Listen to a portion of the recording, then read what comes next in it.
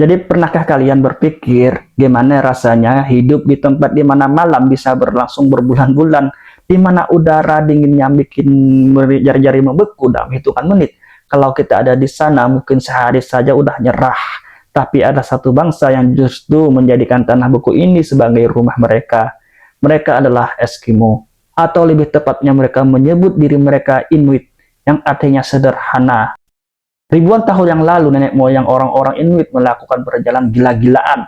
Mereka menyeberang dari Asia menuju Amerika lewat jalur darat yang sekarang sudah tenggelam di bawah laut, namanya adalah Bering Land Bridge. Bayangkan saja, nggak ada peta, nggak ada Google Map, nggak ada GPS, yang mereka punya cuma bintang di langit dan insting bertahan hidup survival. Biasanya kita survival cuma di game. Dari situ mereka nyebar ke Alaska, Kanada, sampai Greenland.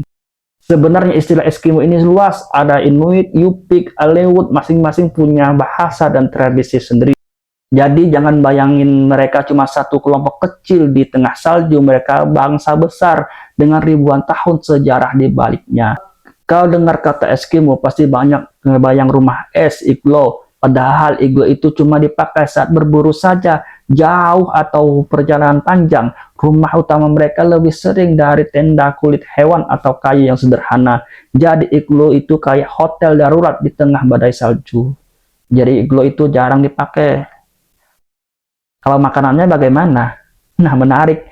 Mereka makan ikan mentah, daging paus, anjing laut. Kedengarannya ekstrim, tapi ada alasannya. Vitamin dari energi harus datang dari daging yang segar. Karena di kutub nggak ada sayur atau buah-buahan. Itulah kenapa meski hidup di kutub mereka jarang kena penyakit, kekurangan vitamin. Mereka makan itu makan mentah semuanya. Transportasi bagaimana? Mereka ada anjing husky. Buat mereka husky bukan sekedar hewan peliharaan. Itu adalah partner hidup berdampingan mereka. Anjing bisa membawa arah badai lebih baik dari manusia. Mungkin kalau di kita ada namanya ojol, ya, ojek online. Ya, Anda tahu lah. Ojolnya itu mereka itu husky. Kalau bahasa ini tuh kaya banget, banyak, luas. Ada banyak kata khusus menyebutkan kata salju misalkan. Karena setiap jenis salju ada beda fungsinya. Ada salju yang enak dipakai bikin iglo, ada salju yang keras, ada yang basah. Jadi jangan heran kalau kita bilang salju, mereka bisa kasih 10 istilah yang berbeda. Jadi kata salju ada 10 arti.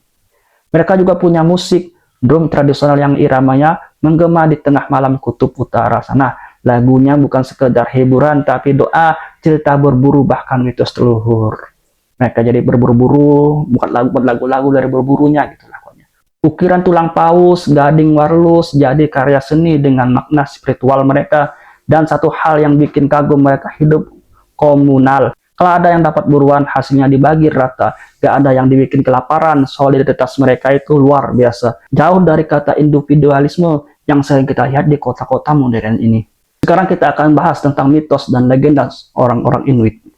Pertama ada Sedna, atau roh laut. Dia percaya sebagai penguasa hewan-hewan laut. Kalau pemburu melanggar aturan, Sedna bisa marah dan membuat laut kering dari ikan. Jadi untuk berburu, orang Inuit harus selalu menghormati laut.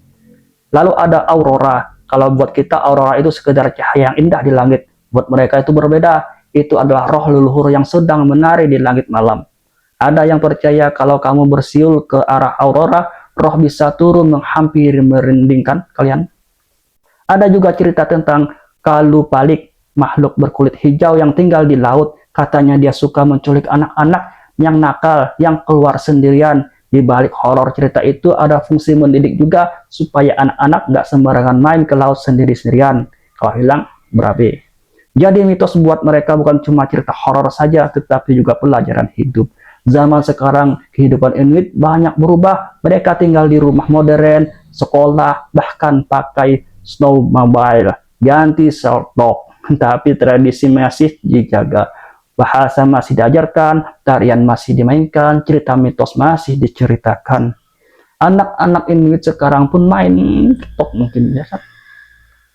Siapa tahu satu hari ada challenge viral bikin iglo 1 menit.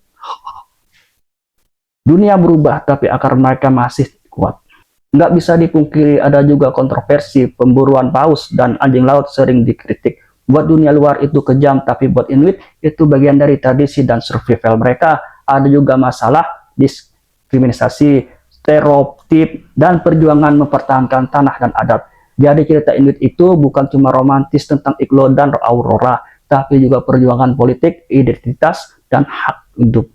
Kalau ada satu hal yang bisa kita pelajari dari Inuit adalah itu adalah ketangguhan mereka. Mereka hidup di tempat yang kita pikir mustahil untuk dihuni, tetapi mereka tidak hanya bertahan, mereka menciptakan budaya, musik, bahkan legendanya mereka sendiri. Kita sering mengeluh soal macet, panas, atau mati listrik, ya kan? Bayangkan saja mereka bisa kok hidup. Bisa yuk bernyanyi tengah malam panjang yang dingin menusuk pulang mereka, ya kan? Hah? Jadi lain kali kalau kau lihat aurora, ingatlah itu bukan sekedar cahaya, itu adalah cerita ribuan tahun yang masih menarik sampai saat ini. Dan mungkin itu juga pengingat buat kita semuanya, bahwa manusia bisa bertahan di mana-manapun selama kita masih mau beradaptasi dan saling menjaga. Allahu a'lam bishawab. Assalamualaikum warahmatullahi wabarakatuh.